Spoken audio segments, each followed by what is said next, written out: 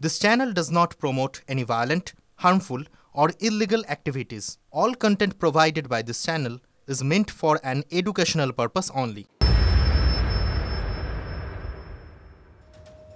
নমস্কার, টিভি9 বাংলায় সকলকে স্বাগত। লিমা রয়েছে আপনাদের সঙ্গে। আর এই মুহূর্তে আমাদের সরাসরি মালদার দিকে নজর রাখতে হচ্ছে, তার কারণ সেখানে তৃণমূল কাউন্সিলর খুনে মোটিভ নিয়ে এখনো ধন্দে রয়েছে পুলিশ। খুনের একদিন পরেও খুনের মোটিভ নিয়ে ধোঁয়াশা। এই ধোঁয়াশার কারণটা কি, কেন এত দ্বন্দ্ব? আমি কথা বলবো আমাদের প্রতিনিধির সঙ্গে। সুব্রতোষ এই মুহূর্তে সরাসরি রয়েছেন। সুব্রতোষ, এখনো কেন বিষয়টি পরিষ্কার হচ্ছে না? পুলিশ তদন্ত কতদূর এগিয়ে নিয়ে গেছে, কি আপডেট রয়েছে? দেখো, এখনো পর্যন্ত আমাদের কাছে যেটা খবর পুলিশ সূত্রেই, সেটাতে হচ্ছে দুজন তো ইতিমধ্যে গ্রেপ্তার হয়েছে এবং একজন যে সে বিহারের বাসিন্দা এটাও স্পষ্ট করে দিয়েছে পুলিশ, সে কাঠিয়ার জেলার আজমনগরের বাসিন্দা স্বামী আক্তার। এবং অন্য আরেকজন যেটা আরও ভাবাচ্ছে সেটা হচ্ছে যে যদুপুর গাবগাছির বাসিন্দা টিঙ্কু ঘোষ। এই যদুপুর গাবগাছি এলাকাটা পুরসভার, ইংরেজবাজার পুরসভার মধ্যে পড়ে না, কিন্তু যদুপুর গ্রাম পঞ্চায়েতে পড়ে, যেটা একেবারে ইংরেজবাজার পুরসভার সংলগ্ন। তো ফলে সেই এলাকাতে কিন্তু তার বাস। তো এই দুজনকে পুলিশ গ্রেপ্তার করেছে এবং দুজনেরই বয়স 20 থেকে 22 বছরের মধ্যে। তো এখন যে প্রশ্নটা উঠছে যে যেহেতু এর আগেও এটা দেখা গেছে শার্প শুটার হিসেবে বিহারের থেকে নিয়ে আসা হয়েছে, সুপারি কিলার দিয়ে এরকম হয়েছে, একই সাথে বিহারের যারা অ্যান্টি সোশ্যাল আছে তারা এখানকার অ্যান্টি সোশ্যালদের সাথে একটা যোগ সাজসে পরিকল্পনা করে বিভিন্ন ব্যাংক ডাকা থেকে শুরু করে সোনার দোকান লুট করা থেকে শুরু করে ইত্যাদি ঘটনা কিন্তু হয়েছে এবং প্রত্যেকটা ক্ষেত্রে বিহারের যোগ রয়েছে।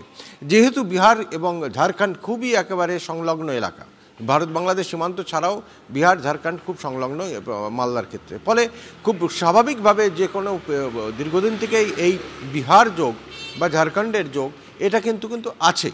এক্ষেত্রে যেটা অস্ত্রোপচার থেকে শুরু করে অন্যান্য তো যেমন রয়েছে, তেমনি একই রকমভাবে কোনো যখন পরিকল্পনা করে কোনো খুন করানো হয়েছে এই রকম ঘটনায়, সেখান থেকে শার্প শুটারকে নিয়ে আসা হয়েছে।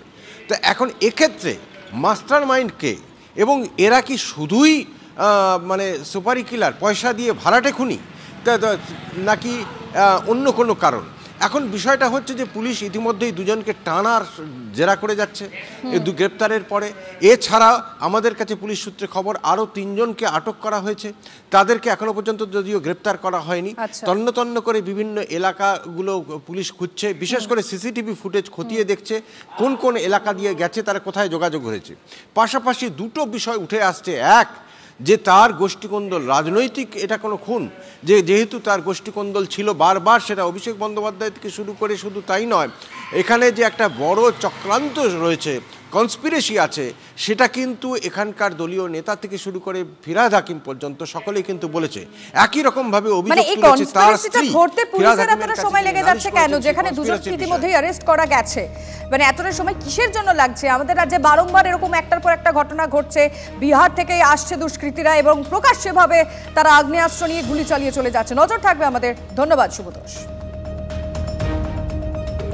আমরা দেখলাম বছরের দ্বিতীয় দিনটা বেশ ইন্টারেস্টিং ছিল। মুখ্যমন্ত্রী, বিরোধী দলনেতা দুজনেই অ্যাকশন। ভাবা যায় দুজনেরই কাঠগড়ায় পুলিশ, বিশেষ করে আইপিএস। মমতা বলেছেন মালদার এসপি অপদার্থ, ডিএসপি এসপিদের নাম করে শুভেন্দু বলেছেন সোজা করে দেব। পুলিশ বিভাগ ছেড়ে দিন, মুখ্যমন্ত্রীকে তীর দিলীপ ঘোষের। তাঁরই সরকার, তাঁরই পুলিশ, সেই তিনি অগ্নি শর্মা। বৃহস্পতিবারের বৈঠকে লাইভ চলাকালীনই পুলিশকে বারবার তোপ মুখ্যমন্ত্রী মমতা বন্দ্যোপাধ্যায়ের।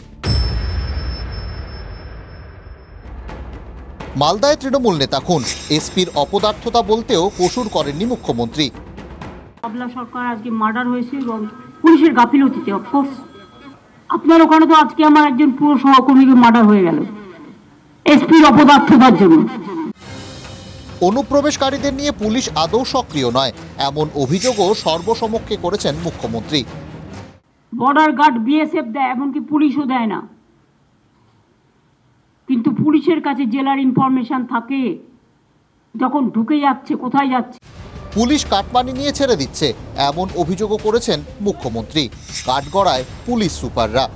কাঁচা রাস্তাতেও গাড়ি ঢুকে যাচ্ছে, আলু চলে যাচ্ছে, আমসের আমদানি হচ্ছে।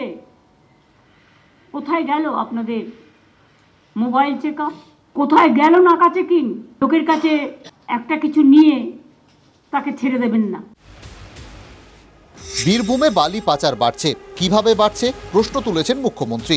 মমতার কাঠগড়ায় আইসিরা। তোমার ওখানে যে গতিতে কাজ তুমি শুরু করেছিলে, হঠাৎ এমন কি হলো যে বালি সবচেয়ে বেশি পাচার ওখানে হচ্ছে?